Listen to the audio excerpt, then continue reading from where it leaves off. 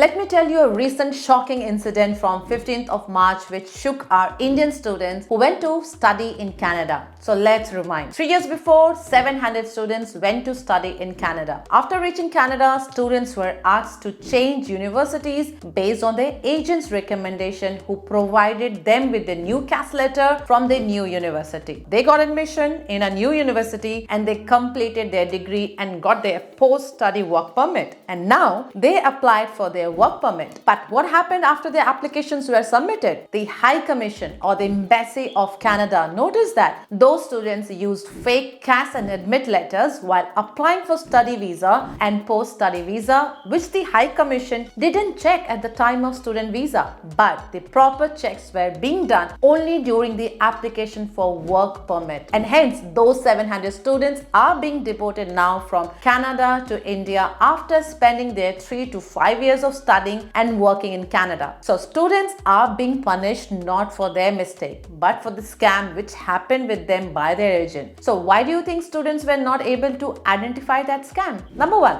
lack of students' knowledge about the process and the universities. Number 2, trusting their agents completely. Number 3, lack of verification by the students if the right process has been followed by their agents. Hence, today I'll tell you how to apply to UK universities yourself without any agent, because it's predicted that more than 54,000 students will come in 2023 and 24. So if you're planning to study in the UK and have no clue how to apply, this video is for you. And at the end, I'll tell you how to protect yourself from this scam. So make sure you don't miss out any part of this video. Hi guys, I'm Sarika and welcome to Your Knowledge Buddy. So without any further delay, let's start with step 1, which is to choose your right course. The most important tip here is to think of a course which is in demand in the UK, as university ranking doesn't matter, but the course ranking matters in the UK, and hence focus on the course ranking. If your long-term plan is to settle in the UK, look at UK shortage occupation list and make yourself familiar with those jobs so that you can make a proper decision while choosing your course. Also, another important point is here to gain some experience before you plan to study in the UK, as it will help you land a job, as the UK is an experience-based market and not degree-based. Step 2, create account. So you have 2 ways to do that. Either you can create account directly on the universities of your choice, or you can use UCAS, which stands for Universities and College Admission Service, and their website is www.ucas.com. UCAS is a centralized application system that allows students to apply to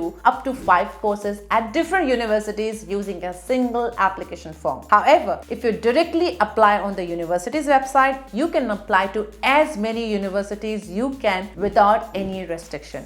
In both the cases, you need to create an account by providing your personal details. UCAS is widely used by British students, and mostly international students apply directly to the UK's universities due to some drawbacks of UCAS system, which I will discuss later in this video. Before I move to step 3, if you are already thinking why to even think of studying abroad as you don't have enough funds or you cannot get student loan easily, let me take that worry away from you, as I'll be introducing you to Gyan Dhan, which is a study abroad education loan provider, and they already help more than 15,000 students and disperse more than 5,000 crore rupees. They have a broad range of lenders, including public and private banks, NBFCs, international lenders, to ensure that students have access to the best loan options available. What's more, their service is entirely free, including end-to-end loan counseling for students looking for education loans. Their application process is simple,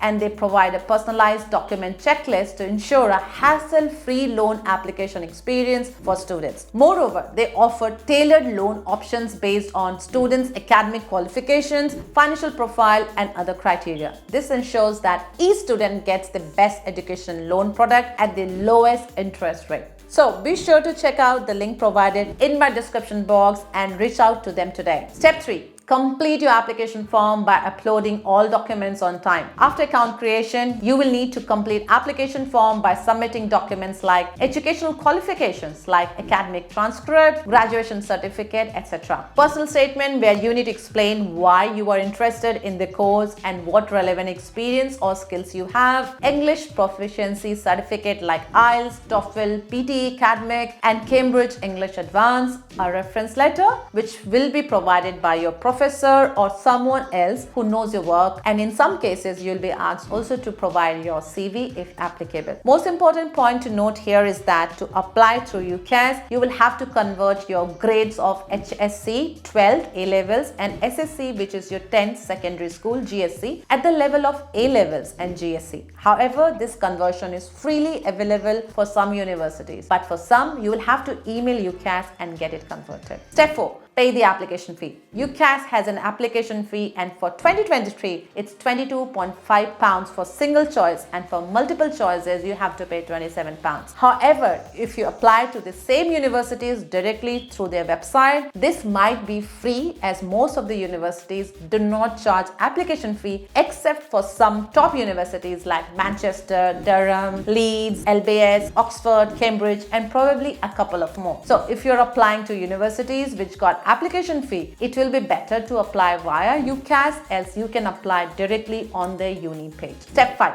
Response from universities, which is about your offer letter. After the application deadline has passed, universities will review the applications they have received and make offers to successful applicants. So you can receive 3 types of response. First is unconditional offer, which means your application is successful and you can proceed to next step 6. Second, conditional offer, which means you need to fulfill certain conditions before they can give you unconditional offer. Example, say your IELTS score was missing or any of your degree documents were missing. Number 3, rejection. You get rejected because either they found better candidates or maybe you didn't fulfill their eligibility requirement. Step 6. Students' acceptance. Once all the offers have been received, you must choose a firm choice, your first choice university, and an insurance choice, a backup choice in case you do not meet the conditions of your firm offer in order to proceed with the enrollment process. Step 7. Cash issuance. Once the university has received all the necessary information like acceptance and deposit, they will typically issue the cash letter. This will confirm that you have been offered a place on the course and will outline the details of the course, such as the start date, end date, and the tuition fees. Step 8, which is the last step, visa application. With the cash letter in hand, you then apply for a student visa to come to the UK. This will typically involve attending biometric at one of the VFS offices in India, where you will be asked questions about your background, the course you will be studying, and your plans about graduation. I want to address one question which students ask me regarding interview. In terms of whether there is an interview before or after the cash letter is issued, this can vary depending on the universities. Some universities may require an interview as part of the application process, like for more competitive courses or for students who have non-standard application. In other cases, the interview may take place after the cash letter has been issued as part of the visa application process. However, in most cases, there will not be an interview as part of the cash application process itself. So it's time for some bonus tips in terms of how you can protect yourself from scam if you want to apply to UK university via agents. First tip is selecting the right agents or the counselor. So remember, select the counselor on the basis of counselor's experience and consult multiple agents and not just one,